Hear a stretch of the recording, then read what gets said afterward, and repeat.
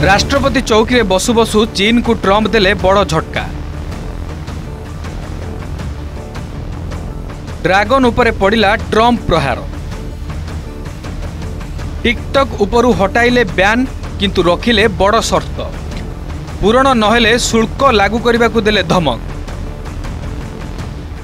आउ टिकटॉक बहाना रे मागिले टैक्स। चीन को देले 75 दिनर डेडलाइन।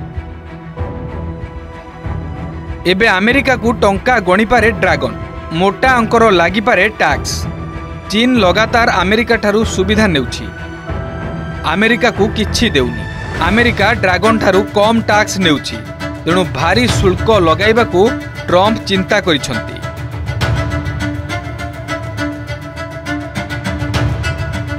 चीन प्रति ट्रंप को मनोभाव केबे नरम तो आउ केबे गरम रहुछि। निर्वाचन प्रचार बेले चीन उपरे 60% शुल्क लागू करिबो बोली कहिथिले ट्रंप, किंतु एबे से एक भिन्न मनोभाव देखाइछन्ति। सुप्रीम कोर्ट टिकटॉक उपरे बैन लगाई, किंतु ट्रंप एहाकू हटाई दैछन्ति। हेले एहा बदल रे से रखिछन्ति कड़ा शर्त। एही शर्त रे कोन रहिछि आसंतु जानिबा। जदि टिकटॉक अमेरिका रे काम करिबा को चाहुछि ताहले कंपनी को वाशिंगटन रो जातीय सुरक्षा को प्राधान्य देबा को पड़िबो। एथिसह अमेरिकार गोटे कंपनी सह मध्य टिकटॉक को चुक्ति करने को हेबो।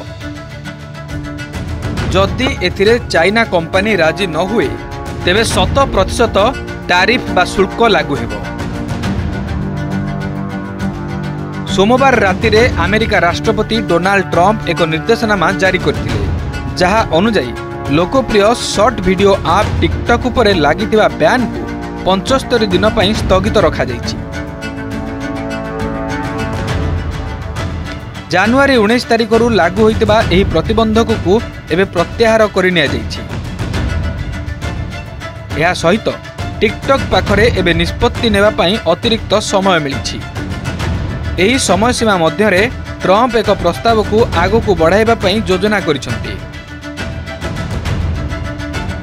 जहा 170 नियुक्त अमेरिकियों द्वारा व्यवहृत प्लाटफॉर्म को प्रतिबंधक रु रक्षा करिबो। एथिसह जातीय सुरक्षा को मध्य रक्षा करिबो। दायित्व ग्रहण करिबा मात्रे कार्यानुष्ठान नेबा आरंभ करिसंती से।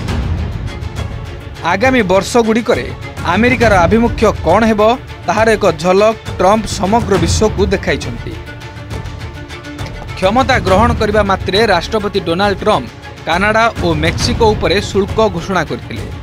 अमेरिका फेब्रुआरी 1 कानाडा और मेक्सिको उपरे 25% शुल्क लागू करिबो बोली ट्रंप कहिसंती। तांकर घोषणा एककालीन 11टी देश रे आतंक सृष्टि करिछि। एथिरे चीन ना भी शामिल रहिछि। Bureau report, OTV.